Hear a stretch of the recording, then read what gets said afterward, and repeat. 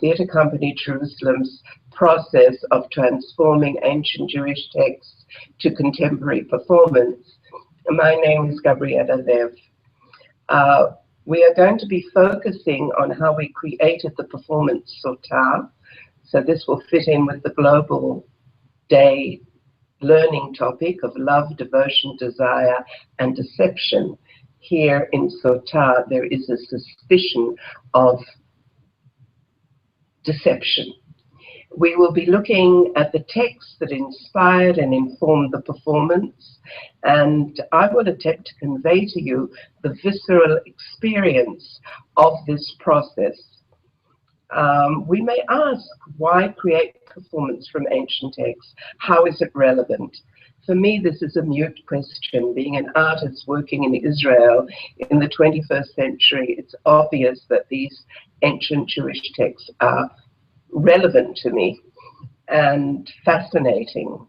And apparently, our performances around the world with our various creations from ancient Jewish texts have also shown that this material is fascinating to theatre audiences worldwide. However, in order to understand our process, I'd like to frame it a little bit by telling you about us, our dreams and aspirations, our history. Theatre Company Jerusalem was founded in 1985 by myself and fellow artists Eliza Elion Israeli, Ruth Wieder-Magen, and Joyce Miller. We aspired to create a theatre of excellence, fusing ancient Jewish texts with contemporary performance, focusing on the woman's voice. And we have been privileged to have won many accolades and prizes. Our permanent residence is the Mazi Theatre Centre, and I'm sitting in the office of the building now. It's a historic building renovated to a state-of-art centre with 2 full theatres, 3 studio performance spaces, and it's in the centre of downtown Jerusalem. So I invite all of you, when you're in Jerusalem, to come and visit us, 18 Mesilat Yesharim, right near Machane Yehuda Market. TCJ has created and produced over 30 works. We have been privileged to perform to over 300,000 people, and we are involved in numerous educational projects, providing training for both theatre professionals and non-professionals. We've done a lot of work with educationers, educational projects that work with teachers, and we also work with the socially challenged sections of the community. Now, what are our aims? When we were creating Sota, and I think up till today, we were concerned with many themes: the reclaiming of the woman's voice, not for the sake of political equality, but out of a deep belief that a culture can only be complete when it contains the voices of all the people who belong to that culture. Through reclaiming the woman's voice, we were strengthening our cultural essence for men, women, and children alike. Furthermore, we were engaged with the questions of our purpose as Israeli citizens in the 20th and 21st century. What was required of us as artists, and what would be Israel's contribution to world culture? We were discovering our organic relationship to our roots, our land, our gender. Please let me quote Emmanuel Levinas, the great French Jewish thinker, when he presents the idea that our great holy texts are in fact organic knowledge. Traditionally, we engage with these texts through Chavruta knowledge. So we have 2 people and the text is a third partner. I believe that by bringing woman's consciousness to bear on these texts, we are regenerating and renewing the texts themselves, and also by performing the works to the public at large, also a non-Jewish public, we are further regenerating and reviving them. Now, please allow me to frame our consideration of Sota by clarifying the approach of TCJ in reading the female in Jewish texts. When we as theatre artists read these women-centered texts, we are not merely concerned with the woman's social position or psychological motivations within the linear story. We are looking at the concept of the female force in Judaism and the place of this energy in what we all know is a patriarchal story. In all our works on the female, Buria, Esther, Sarah, Sota, and the unnamed women in Talmudic tales, we found a pattern of performance and a pattern in which the tradition commonly regarded this behavior of the woman. From the first paradigmic story of the woman, Chava, the first woman, Chava, this is the first time that female energy is present in the Torah through a person, a finite characteristic of the female figure appears, and it's repeated again and again in the stories of our tradition. And this characteristic has fascinated me. The woman commits a subversive act, and by her subversive act, not only impels the story forward, but usually it receives some kind of a reward, in inverted commas, for her act. Hava, of course, the act of Hava, is eating the forbidden fruit at the prompting of the serpent, and we shall meet the serpent again later in the story of Sota. And thus, by eating the fruit, Hava allows the whole story to unfold. If it were not for Hava's act, Adam and Eve, Hava, would still be sitting in paradise. The story would end there. There would be no need to continue. Everything is perfect. But Hava's act allows the story to develop, allows God to develop. Now, her punishment, in inverted commas, if we look carefully at it, is also a reward. It is, in fact, an enormous cosmic gift. It says, "Be'etzef tildi banim," in pain shall you bring forth children. And the Judeo-Christian tradition concentrates on the word in pain, but let us look at what's actually happening. She is going to give birth. Up till now, creation has been in the hands of the main player, God. He creates by speaking, "Let there be light," and light manifests. Now he is sharing this enormous power of creation with the woman. Life will come through her. And Hava is rewarded by the very ability that prompted her to eat the fruit, to be godlike. She becomes godlike. She can create. In her body, new life is created. So this is amazing, right? If we think of it, that the woman seems to need to make a subversive act, and we see this again in Sota. The female energy is somehow connected with duality and a seemingly subversive act. The woman goes astray from the norm, a stia in Hebrew. A stia actually means an irregularity or missing the mark. And because of this association with stia, missing the mark, it has been traditionally forbidden for women to learn Torah. The famous saying of Rabbi Eliezer, Kol hamelamed bito Torah ki'ilu melameda tiflut. Whoever teaches his daughter Torah, it is as though he is teaching her foolishness. This quote comes from where? From Mishnah Sota. So we have done a full circle back to Sota, and with your permission, I would like to look at the text of Sota. I will actually read it in English. I imagine that you have the text in front of you and that you'll be able to follow. Before I read it, I would like to look at where this text is placed where the story is placed. It appears in Bamidbar, in the desert.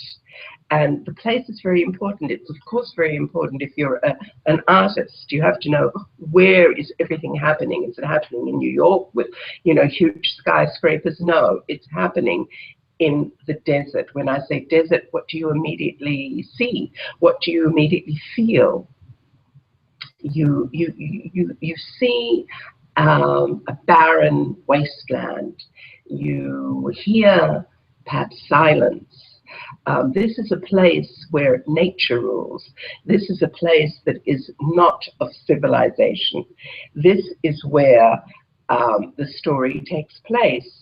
And in our tradition, Bamidbar, the children of Israel had a very special way to camp in the desert, and they always camped in this formation. And in the center of the formation was the Ohel Moed, the holy space. And that was the center of their world at that time. While working on the play, we wonder about stories and how in each story there is always a hidden story which is impossible to capture in words. The true story is slippery. We can only intuit it sometimes by the sound and the form in which it is written. And so we would read this story again and again, listening with closed eyes. And we discovered an ancient fugue of two stories, entwined and echoing and contradicting each other. And between these two stories, in the one text, perhaps lies the real story. So let me start by Pasuk 12, Yud Bet. And if any man's wife go aside and act unfaithfully against him, and a man lie with her carnally, and it be hid from the eyes of her husband, she being defiled secretly, and there be no witnesses against her, neither she be taken in the act, and the spirit of jealousy come upon him, and he be jealous of his wife, and she be defiled, or if the spirit of jealousy come upon him, and he be jealous of his wife, and she not be defiled. Okay, this is the basis of the story. These are the conditions that the story happens. Before going into the meaning, let's just listen to the story. In theatre, we approach things physically. I'd like to read the Hebrew for you and just listen to what you hear in the sound. As you know, the Torah was learnt orally, and people have been listening to it for perhaps longer than people have been reading it. Ish kitiste ishto umalab umal v'shahav ishota shichvat zera v'ne'elam mi'enei isha v'nistara v'hi nitma'a v'ed enba v'hi lo nitpasa. What do we hear there? Ish kitiste ishto. Yeah, we hear this sounds. The sounds of the serpent that we met in the story of Chava, the sound of silence of the Midbar, a sound of danger, something hissing, a sound that we should be beware, a mysterious sound. All these things are contained in the story, and we have learned that just by listening to the Hebrew. So the story is about a man whose wife seems to have gone astray, and she has lain carnally with another man. This is what it says, Shichvat Zera. It's very important that there be seed involved, okay? Semen. And she is hidden, and she is defiled, and there is no witnesses, and she cannot be caught. Now, it's very important that there are no witnesses, because if there were witnesses, she would be an adulteress, and she is not a Sota. Okay? So these are the conditions. But there is one other very important condition. The spirit of jealousy must come over him. But in the middle of this sentence, 14, Yud Dalet, there is a word, a two-letter word that springs out at us, almost shouting. And the spirit of jealousy come upon him, and he be jealous of his wife, or the spirit of jealousy come upon him, and he be jealous of his wife, and she be not defiled. This story is actually a virtual story. We're told the story about a man who's jealous of his wife, and she be defiled, or maybe not. Usually a story isn't told this way. Cinderella doesn't all go to the ball or not go to the ball. She has to go to the ball because she has to meet the prince. Here, there is an ambivalent story being told. There is something else is happening. But let's go on and see, when all these things happen, and when a man is jealous of his wife, what happens? Then shall the man bring his wife unto the priest, and shall bring her offering for her, the 10th part of barley. He shall pour no oil upon it, for it is a meal offering of jealousy. And the priest shall bring her near, and set her before the Lord. Now this is amazing.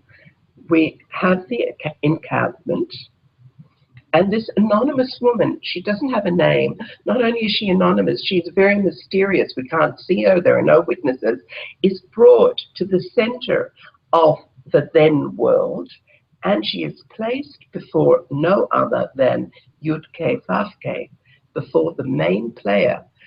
If we look at it as theater for a minute, she is placed opposite the main player. She is become incredibly visible suddenly. And then let's see what happens. The priest shall take holy water in an earthen vessel, and the dust that is on the floor of the tabernacle, and he puts the dust in the water. And then the priest sets the woman before the Lord, and then he lets the hair of the woman go loose, and he puts the meal offering of memorial in her hands, which is the meal offering of jealousy. And the priest shall have in his hand the water of bitterness that causeth the curse. The water of bitterness is this holy water of the tabernacle and the dust. But look what has happened to the woman. She has become even more visible because her hair has become loose, and she's holding something in her hand. She's becoming bigger and bigger. From this invisible woman in the first sentence, she is becoming more and more emphasized. And let us go on. The priest shall cause her to swear, and shall say unto the woman, if no man have lain with thee, and if thou hast not gone aside to uncleanliness, being under thy husband, be thou free from this water of bitterness that causes the curse. If this woman is perfectly innocent, and this could be the case, then the priest says, you shall be free. Okay? Now, starting with this sentence, and also the or in the beginning, means that the text is admitting right from the beginning that the man and his jealousy could be misplaced. The woman could be perfectly innocent. This is a huge jump even today in our part of the world, in the Middle East. Usually, if a woman is suspected, and if the man is jealous, her end is not a good one. Even today, there are many honor murders. Here, if she is innocent and the man is wrong, she goes free. Let us go on. And the priest shall cause her to swear. Again, there's a repetition. And shall say unto the woman, if no man have lain with thee, and if thou hast not gone aside to uncleanness, I've read that. You shall be free, but, Pasuk Kaf, if thou hast gone aside, being under thy husband, and if thou be defiled, and some man have laid with thee besides thy husband, we don't know, then the priest shall cause the woman to swear with the oath of cursing, and the priest shall say unto the woman, the Lord make thee a curse and an oath among thy people, when the Lord doth make thy thigh to fall away and thy belly to swell. This might seem like a terrible thing, and of course it is a terrible thing, but let's just have a look at it a little bit more carefully. So he's saying, if you are guilty, okay, Yiten Adonai otach le'Allah v'leshvu'ah b'toch amech. You shall be accursed. Now, the Hebrew word for curse is Aleph Lamed Hey, which are exactly the same letters as the Hebrew word for goddess, Ella. You should be, well, it's a curse, but perhaps it could also be a goddess. What makes us read it this way is the way the woman looks. She's standing in the most holy place. Her hair is loosed. Her hands are full of barley. It is very much like the image of the Mesopotamian goddesses of the ancient world. And then, what is this curse of Yerechech nofelet ve'et bitnech tzava? Your thigh will fall away and your belly swell. It sounds terrible, but belly swelling, what is the immediate association of a belly in a woman swelling? Yes, of course, it's pregnancy. It's conceiving. It's the gift of Chava. And it also makes the woman bigger. So again, gradually through the story, the woman is getting bigger and bigger. And the woman, and this water will go on, Pasuk Kafbet, and this water of bitterness that causes the curse, shall go into thy bowels and make thy belly to swell and thy thigh to fall away. And the woman shall say, Amen, Amen. The first time the woman speaks, she says, Amen, Amen. And the question is, why two? Well, Amen, she obviously agrees to it. Why two Amen? Again, I'd like to suggest, as I did in the beginning, there are two stories here. There are two women, and therefore, Amen, Amen. Amen for the woman who is innocent, Amen for the woman who is guilty. And the priest shall write these curses in a scroll, and he shall blot them out in the water of bitterness. So the next thing the priest does is he writes the curse down. He writes down, Yiten Adonai otach le'Allah v'leshvu'ah b'toch amech. He writes this down, and he blots it out in the holy water and in the dust that that we call the water of bitterness. Okay? And he shall make the woman drink the water of bitterness that causeth the curse, and the water that causeth the curse shall enter into her and become bitter. Again, the double. And the priest shall take the meal offering of jealousy out of the woman's hand, and shall wave the meal offering before the Lord, and bring it unto the altar. And again, a double again. And the priest shall take a handful of the meal offering as the memorial, and make it smoke upon the altar, and afterwards shall make the woman drink the water. What's actually happening here? We're repeating things. And when he hath made her drink the water, then it shall come to pass, if she be defiled and have acted unfaithfully against her husband, that the water causeth the curse shall enter into her and become bitter, and her belly shall swell, and her thigh shall fall away. and the woman shall be a curse among her people. And if the woman be not defiled, again, the two, but be clean, then shall she be cleared and shall conceive seed. V'nizra'ah zera. Wow. What is this? Conceive seed, she will become pregnant. From what? From the water? What do we have here? An immaculate conception? What is going on? This is the law of jealousy. When a wife being under her husband goeth aside and is defiled, or, again the or, when the spirit of jealousy cometh upon a man and he be jealous over his wife, then shall he set the woman before the Lord, and the priest shall execute upon her all this law. And the man shall be clear from iniquity, and the woman shall bear her iniquity. Okay. This is the text. So many questions, so many mysteries. We would ask ourselves in the theater, what's going on here? First of all, it's a trial by ordeal, the drinking of the bitter waters. And this is unique in the Torah. There is no other trial by ordeal, and in fact it's unique in the history of trial by ordeal, because usually a trial by ordeal is weighted against the victim.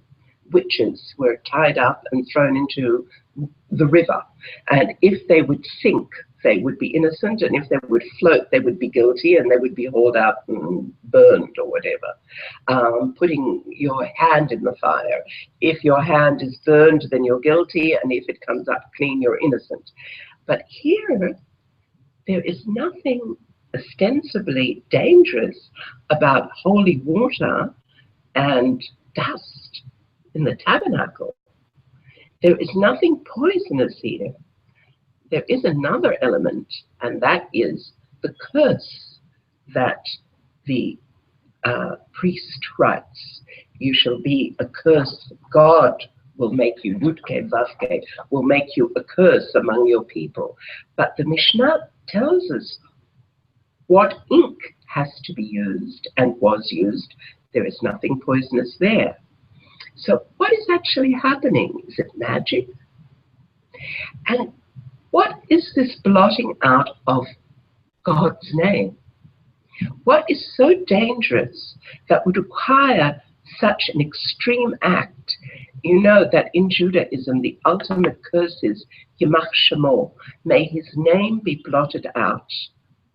And here, this is exactly what is happening here. The priest, in order that the woman drink the curse, is blotting out the name of God. So,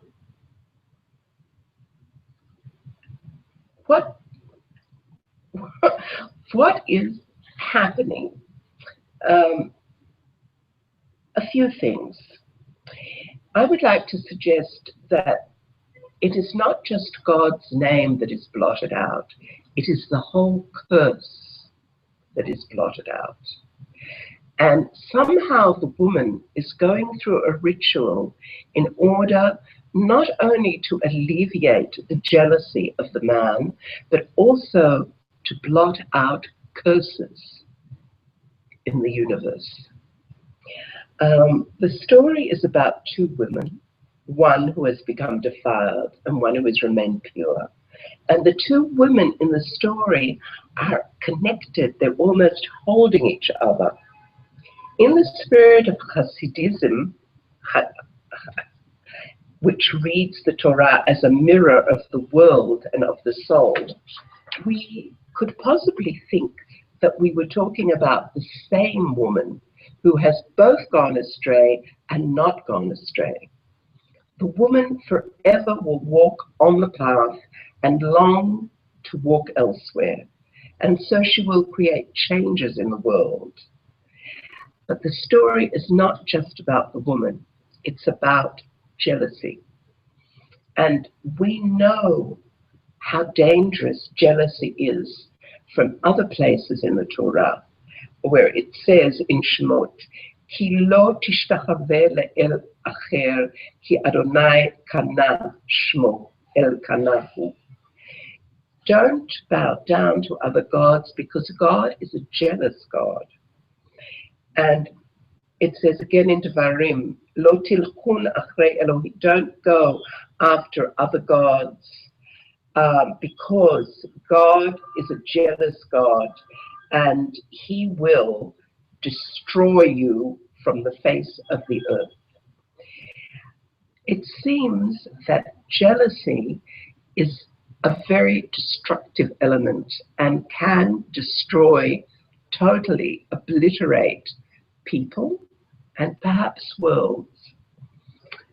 So all these questions that we asked ourselves, the woman who becomes like a goddess, the invisible woman that becomes visible, the duality, the blotting out of God. And there is another important element here, and that is the element of doubt. We do not know. That is why there are two stories. That is why everything is repeated twice, because it could be this way or it could be this way. We do not know. This not knowing apparently can cause incredible cosmic unrest. So we must have something that will alleviate both the doubt and the jealousy. So I would like to suggest that perhaps this story is about regaining order, regaining love. The topic is about love. I would like to suggest that perhaps when the smallest unit of civilization, which is a relationship between a man and a woman, that's the smallest social unit. Afterwards you have family, and then you have extended family, and then you have community. But the smallest unit is a man and a woman. When there is this absolute doubt, we do not know what is happening in the relationship. And when there is jealousy caused by this doubt, we have chaos. And where there is chaos, order must be restored. And order is reinstated here by a reenactment of the creation of the world. It is restored by theater. The goddess is brought to the center of the stage. She is made larger, as large as possible, with her hair being revealed, with her holding the barley. She is seen to imbibe the most concrete artifice that we have of God, that is His name. She takes it into her body, and the result is that her stomach swells and order is restored because she gives birth. She reinforces life. And so the spirit of jealousy is alleviated, and we as a community can go on with our lives. Of course, this is a radical reading, but this is the reading that our theatre company understood. And now the question is, how do we take these huge mythic elements and create a play that has relevancy for a contemporary audience? What does this have to do with the present day? What does this have to do with relationships of jealousy and desire? The Mishnah makes this exact quantum leap. It asks the same questions, and the Mishnah transforms this cosmic jealousy that threatens to destroy the world into a legal act, it says, how can a man be jealous of his wife? Well, the way the Mishnah tells us that a man can be jealous of his wife is that he has to say to his wife before two witnesses, do not speak to Joe Doe. Okay? That is what he has to do. This is what Kina is. It is an amazing leap. The man has to forbid the woman to speak. Ledaber, midbar. This is where we met the Sota in the beginning. So, by forbidding the woman to speak with so-and-so, he is making his jealousy public because he has to do it in front of two witnesses. Imagine today with so many acts of violence committed against women, if their partner would take the woman down to City Hall or to the local, I don't know, meeting place and say before two witnesses, don't speak to so-and-so. Everybody's eyes would be on the man and on this couple, and perhaps the community would come around and help.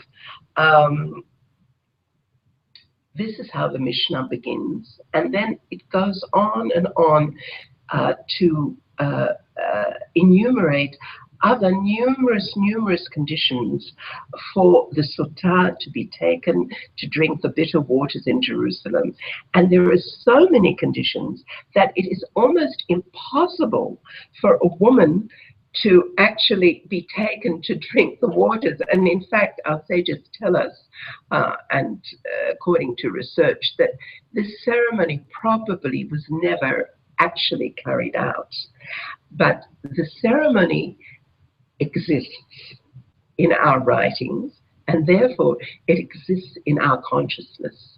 And in our consciousness, this woman is a very special woman, because if she at any time says, I don't want to drink the waters, no matter how many suspicions there are against her, she cannot be made to drink the waters.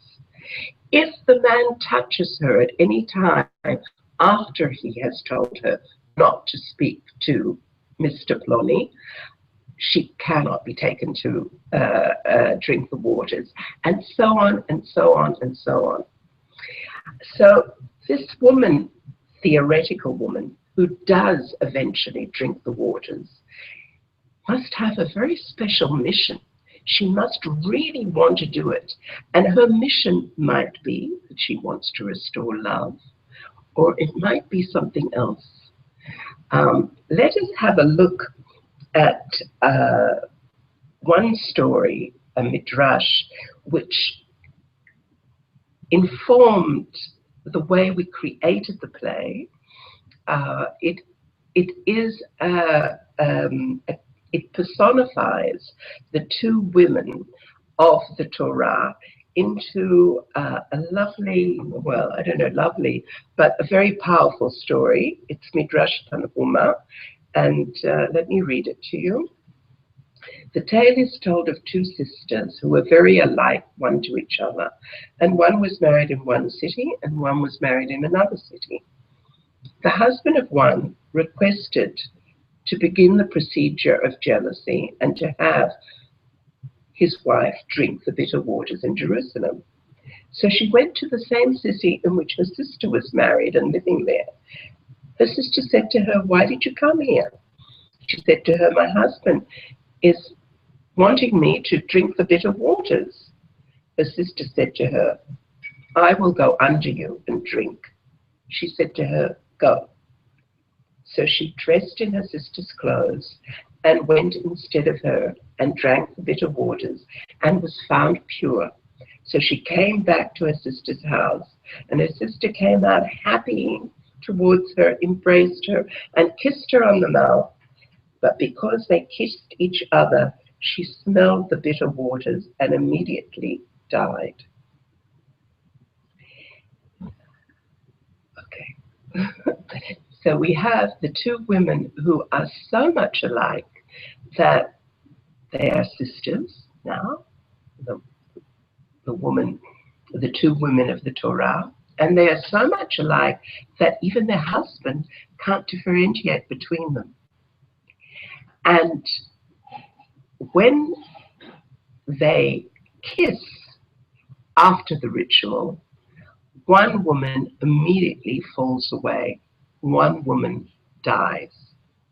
And I want to suggest that this story is suggesting that every woman has both these elements in her, and that the woman, by the very act of examining herself, makes any impurity in her die. This reading is substantiated by the Zohar, which elaborates and enlarges on this midrash, and even compares the Sota to the Shekhinah and her relationship with God. The Shekhinah in tradition is also associated with the children of Israel. And we read earlier that God is jealous of the children of Israel, that they shouldn't go to other gods too. And in this midrash of the Zohar, we see a repetitive dance of stiyah and purity. The midrash parallels the woman of valor and the woman of lust, and it is clear that it's informing to the feminine principle, which contains this ambivalence, and the midrash sees this as a cyclical occurrence. When a woman of valor, here the people of Israel, the Shekhinah, examines herself, a woman of lust disappears spontaneously, and so a woman of valor is certainly pure. This is the spontaneous death of the sister. The midrash goes further and compares this female cyclical movement between a woman of valor and a woman of lust to the cycle of the seasons by comparing the offering of the Sota, which you remember is barley, to the barley offering of the Omer. On the first day of Pesach, we, the children of Israel, bring a barley offering. So the Zohar suggests that this offering allows the marriage of Am Yisrael and God to take place on Shavuot 7 weeks later. So what the midrash, very beautiful midrash, is saying, when winter arrives, the female birthing principle goes into hiding below the earth. We cannot see the seeds, the zera, present in the earth. And with the coming of spring in Pesach, the green shoots begin to sprout, and we see what she has nourished in her house of hiding all winter. The very act of bringing the offering of barley, the very act of examining herself, promises her purity until the next winter, and so on, in an ever cyclical dance.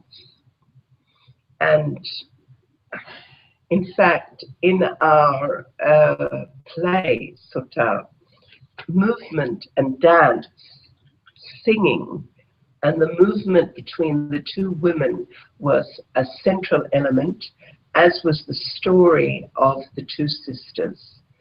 There were 4 characters in our Sota. There were 2 women who were playing the 2 women, and they didn't look anything like each other. One was young and very fashionably slim. The other was the huge, large woman. I don't know if you can see. Here they are, the 2 of them together, if you can see that. And we had the husband, and we had the lover, but each character was also playing a mythic character. The lover was the Jew, the wandering Jew. The husband was also Baal, Elohim. The woman, the dual aspect of the woman, was represented by the 2 actresses. One actress held the linear story, and the other actress kept on going out of the story to bring us additions to the story. For example, we had the Holy Mother, Mary, in the story because she had immaculate conception. We had the great goddess, the great whore in the story, because she is the woman who is guilty in the desert. And slowly, the story would unfold on the stage. Both women were dressed in red, very deep red, and halfway through they changed to white because they were surely pure. I think this gives you a kind of an idea of the way we worked with texts. If you have any questions, I don't know if you're still there, then I'll be happy to add them and to continue, but I see that we're already at 6:01, so I don't exactly know how this hookup works.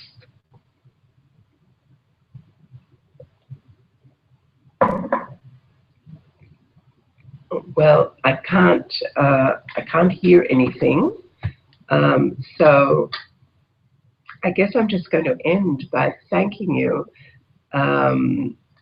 Oh, you can continue if you wish. Yigal, are there any questions?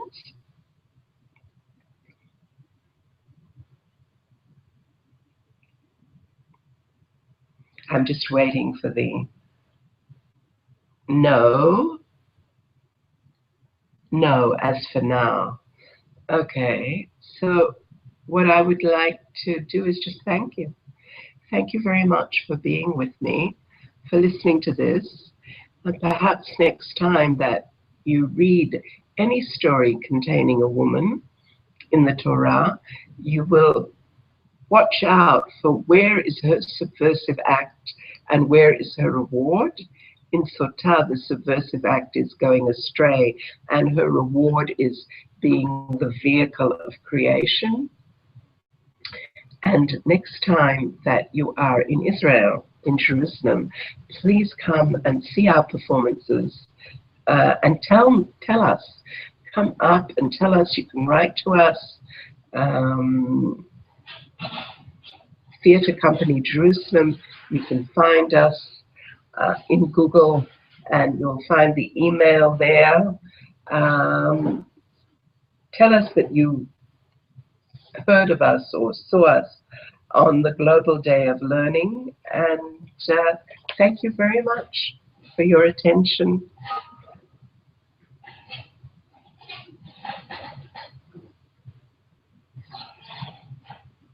Okay, you go. I think